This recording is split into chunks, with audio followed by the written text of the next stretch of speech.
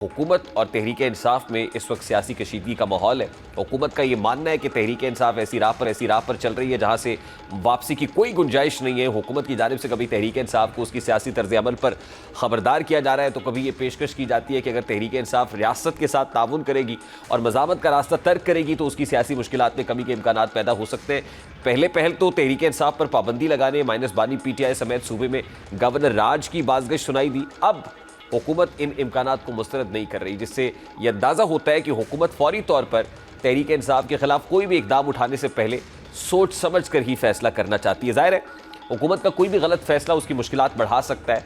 यही वजह है कि तहरीक इंसाफ को यह पेशकश की जा रही है कि अगर वो तामीरी सियासत करेगी तो फिर बानी PTI से भी पार्टी रहनुमाओं और बहनों को मिलने दिया जा सकता है। और वज़ीर इत्तलात अता तारड़ भी ढके छुपे अल्फाज में इस बात दे रहे हैं। वो कहते हैं कि वज़ीर आला KP के सुहेल आफरीदी का रवैया बेहतर हुआ है, आगे मजीद हालात देख कर फैसला किया जाएगा।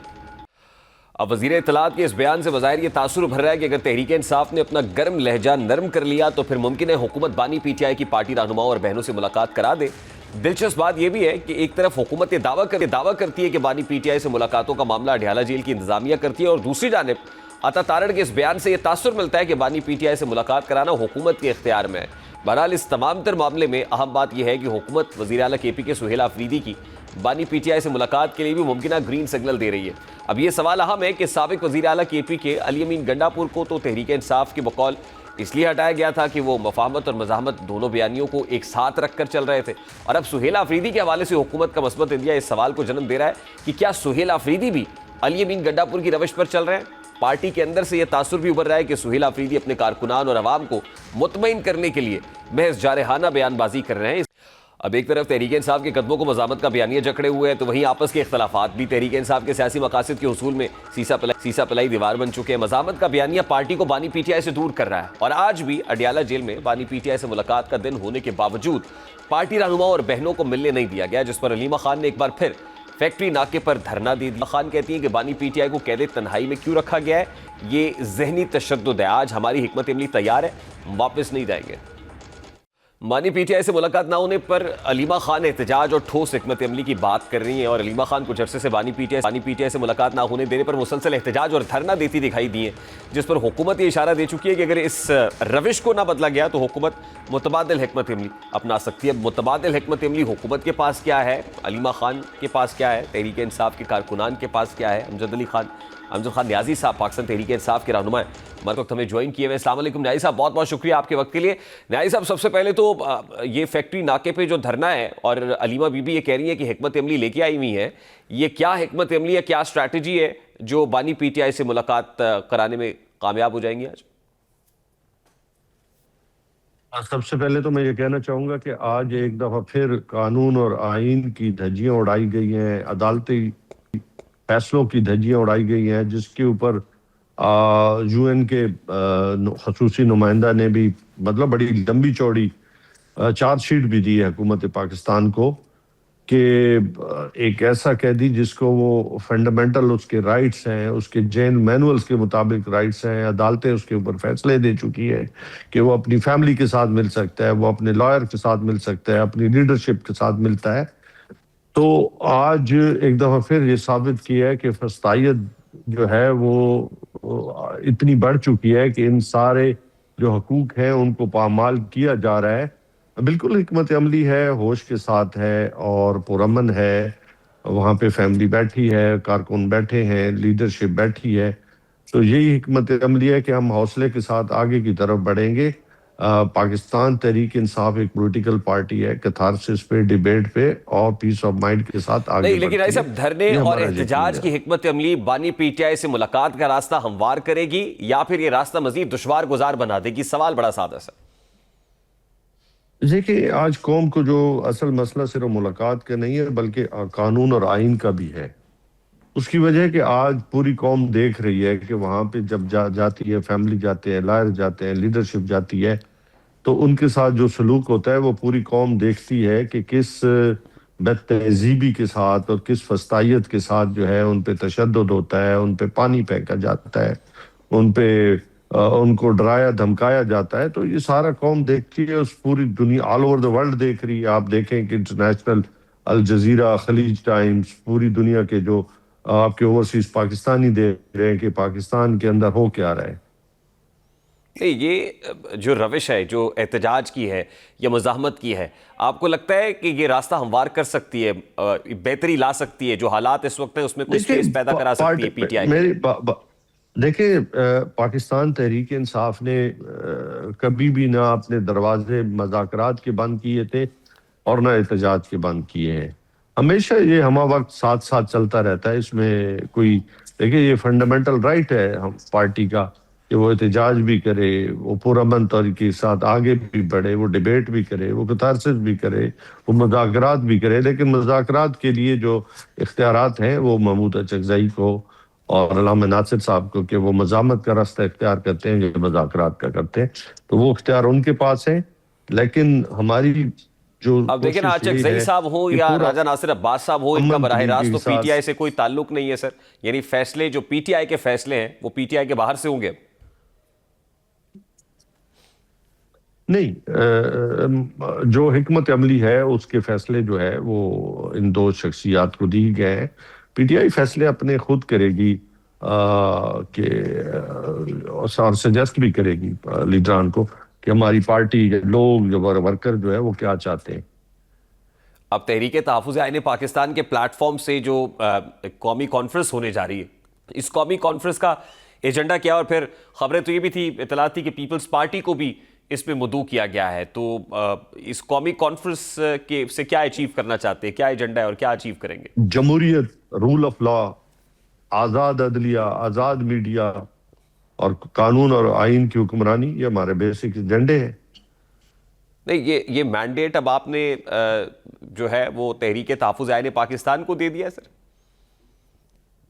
नहीं, मैंडेट नहीं दिया। देखिए हम सब पार्टीज को ऑन बोर्ड लेना चाहते हैं कि आज पाकिस्तान के अंदर दो अनस्टेबिलिटी है, मईशत की जो हालत है, बेरोजगारी के जो आलम है, उसके बाद महंगाई किस सतह पे पहुंच चुकी है। आज आपके मसाइल हैं, आपके केपी के अंदर दहशतगर्दी है, आपके उसके बाद बलूचिस्तान के अंदर अनरेस्ट है। तो ये सारी चीजें हम समझते हैं कि जितनी भी पॉलिटिकल पार्टी है और वो समझती है कि हम जमहूरियत पसंद है, जमहूरी कहलाती हैं, तो उनको अब खड़ा होना पड़ेगा।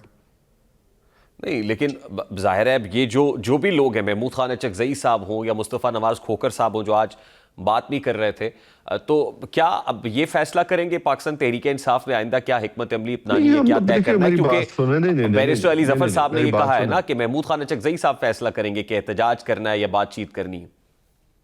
वो तो मैंने आपको पहले अपने सेगमेंट में बता दिया ना कि खान साहब ने उनको इख्तियारात दिए हैं। नहीं, लेकिन अभी हम सुहेल अफरीदी साहब को 2 रोज पहले पेशावर जलसे में सुन रहे थे कि अब या आज़ादी होगी या कफन होगा। खान साहब का फैसला आ गया है, तो पाकिस्तान तहरीक इंसाफ के तो अपने अंदर खान साहब का फैसला चलता है, तो ये मैंडेट खान साहब ने महमूद खान अचकज़ई को दे दिया सर। जी बिल्कुल, उनको दिया है, लामा साहब को दिया है कि वो बैठे फैसला करें और क्या हिकमत अमली तय करते हैं, उनको दिया ये इख्तियार। यानी आप ये समझते हैं पीटीआई में किसी में इतनी कैपेसिटी नहीं है? ये वही पीटीआई है जो महमूद नहीं खान है। अचकज़ई साहब के ऑपोजिशन मेरी लीडर बात होने सुने पर ना। भी एतराज करती थी सर। जब ऑपोजिशन लीडर के लिए नहीं, नॉमिनेट किया हम गया तो उस पर भी पीटीआई ने एतराज किया। बात सुने ना, असल में देखें हम पोलराइजेशन कौम के अंदर नहीं चाहते। हम कौम को एक प्लेटफार्म पे लेके आना चाहते हैं और हमारी आज़ादी की जो तहरीक है आइन और कानून के लिए, हम समझते हैं कि पाकिस्तान के अंदर अगर कानून की फर्मा रवाई होगी तो पाकिस्तान आगे की तरफ बढ़ सकता है। हम सिर्फ अपने लिए नहीं सोच रहे, हम कौम के लिए सोच रहे हैं। और खान साहब तो कहते हैं कि मुझे एनआर होनी चाहिए, मेरे केसेस मेरिट की बुनियाद पे देखे जाएं। नहीं, आप नहीं समझते कि पाकिस्तान तहरीक इंसाफ के अपने ऊपर अदम एतमाद है, जो लीडरशिप इस वक्त लीड कर रही है पीटीआई को, जो ग्राउंड पे है, नहीं उस नहीं पे अदम नहीं एतमाद है नहीं कि फैसले नहीं महमूद खान अचकज़ई पर छोड़ दिए?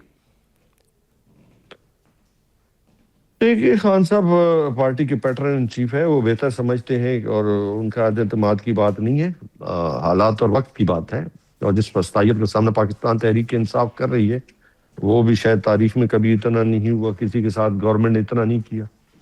आप हमारे सैकड़ों लोग जो है वो जेलों में पड़े हैं, लीडरशिप खान साहब हमारी, मतलब पहली दफा आप देख लें कि इतना कुछ हो रहा है। नहीं, लेकिन महमूद खान अचकज़ई साहब के ट्रैक रिकॉर्ड को देखें या भी उनके कंडक्ट को देखें तो वो भी बातचीत के हामी नजर आते हैं। वो भी शायद इस तरीके से हुकूमत का धड़न तख्ता करने या सड़क पे आने के या फिर इस्लामाबाद में चढ़ाई की बात करते हुए तो नज़र नहीं आते। एक तरफ सुहेल आफरीदी साहब हैं जो स्टेटमेंट देते हैं, जो लगता है कि पार्टी का पॉलिसी स्टेटमेंट है, खान साहब की इंस्ट्रक्शंस है। दूसरी तरफ वही फैसले का इख्तियार महमूद खान अचकज़ई, वो महमूद खान अचकज़ई जो बिल्कुल on contrary to what Suhail Afridi said वो ये बात करते हैं। देखें, अगर आप प्रीवियस बात करें तो हमने पहले भी मज़ाकरात से कभी पीछे नहीं हटे थे। ये तो गवर्नमेंट है कि वो हमेशा मज़ाकरात के नाम पे हमें धोखा दिया गया है, इसलिए हम बड़ा सोच समझ के। और फिर आपने देखा कि जब पुरअमन तौर पे डी चौक के अंदर पार्टी आई तो उसके साथ क्या सलूक हुआ, ये भी तारीख का हिस्सा है।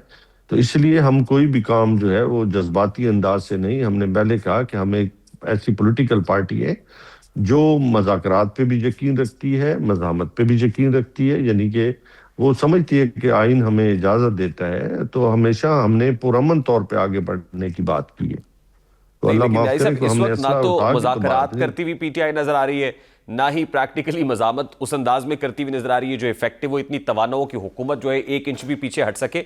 तो क्या ये समझा जाए कि पीटीआई इटसेल्फ कंफ्यूज्ड है? वो तो हाल आप जैसा है ना।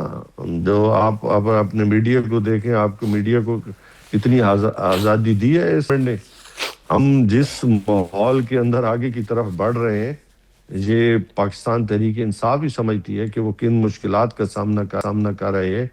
लोगों को डी सीट किया जा रहा है, अपोजिशन लीडर को उठाया जा रहा है सेनेट से, पंजाब से। लीडरशिप जेल में बैठी है, वर्करों पे ओवर सैकड़ों हजारों लोगों पे को पर्चे हैं।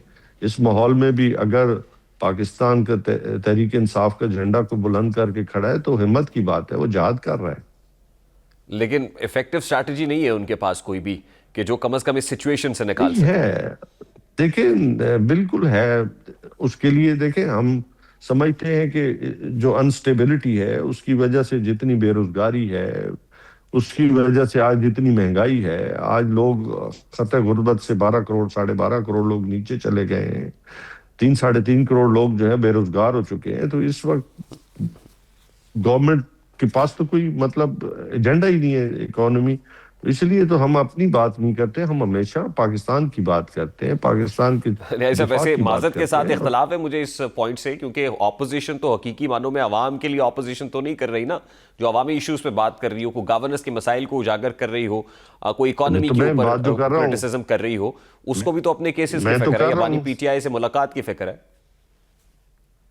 नहीं, मैं अभी जो बातें की हैं तो ये मैं रिप्रेजेंट नहीं कर रहा एज ए पाकिस्तान तहरीक इंसाफ। तो ये हमारी आवाज तो है कि उसमें आज आपकी सीमेंट इंडस्ट्री बंद हो चुकी है, आधी से ज्यादा आपकी मैं टेक्सटाइल यही तो अर्ज इंडस्ट्री कर रहा हूं बंद हो सर कि चुकी फ्लोर है, ऑफ द आपकी हाउस लार्ज कितनी बार इन इश्यूज को टेकअप मैन्युफैक्चरिंग किया है इंडस्ट्री पीटीआई बंद ने? है। फ्लोर ऑफ द हाउस आपको जितनी स्पेस दी जा रही है वहां पे आवाज उठाई जा रही है, ये बात नहीं है। न्याय साहब, I have to take a very quick short break here sir. बहुत बहुत शुक्रिया। अमजद खान न्याय तहरीक इंसाफ के रहनुमा हमारे साथ मौजूद थे। एक तरफ पीटीआई सड़क पे आने की बात कर रही है, एहतजाज की बात करती है, मज़ाहमत की बात करती है। दूसरी तरफ यूँ लगता है कि जैसे अब सारे के सारे मामला तहरीक तहफ़्फ़ुज़ आईन पाकिस्तान पे या महमूद खान अचकज़ई को पे छोड़ के कौमी कॉन्फ्रेंस बुला के दूसरी तरफ एक तासुर दिया जा रहा है कि बातचीत के ऊपर भी बिलीव करते हैं, मुफाहमत भी हो सकती है। बार कैफ दोनों कश्तियों के सवार एक कन्फ्यूजन, एक मखमस पीटीआई ज़रूर नज़र आती है।